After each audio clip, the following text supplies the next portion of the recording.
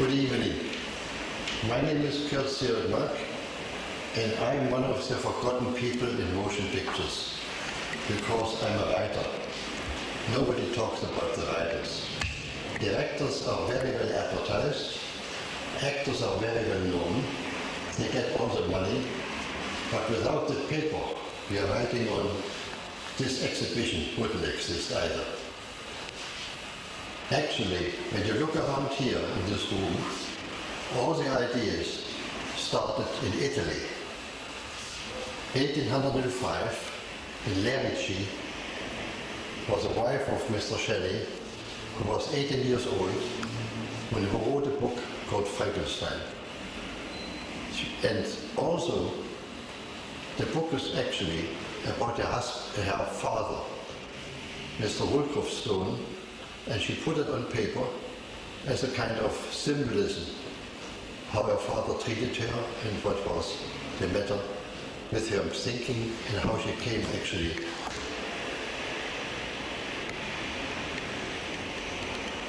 Okay, right. I'm here. Right. Action. Actually, the idea of a man like Frankenstein, who has been created artificially, is the dream of every scientist. When you look at modern science, we are partly replaced now by other parts which become bad in our body. I personally have a heart bypass. It was not possible a few years ago, which revived my life. Other people have limbs which electronically are being used. Even people who cannot use their legs can, in modern times, being ambulanted and brought to other places and can start walking again, which was not possible a few years ago. The story of Frankenstein has been written before, sometimes. There was a Rabbi Löw, a Jewish scientist and priest, a rabbi, who created an artificial man called the golem. He made a man out of clay and put the name of God in him, and the clay man came alive, and afterwards at night he took the clay, put the words out, and it became a clay again and lifeless. So he had a servant which he didn't pay for, and he could bring to life every moment he wanted to. I also originated a figure which calls the Wolfman.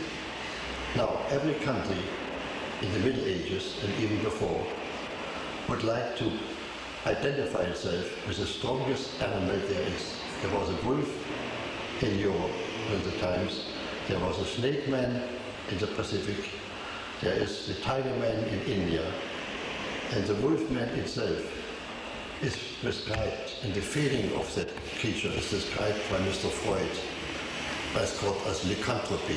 And you can read in the Encyclopedia Britannica or maybe the Italian encyclopedia about this kind of wolf madness which people sometimes become.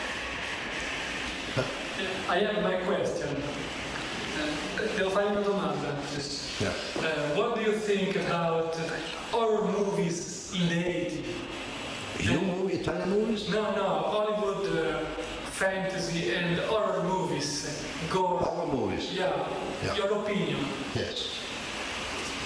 Now, horror movies, are you shooting? Say action, not just action.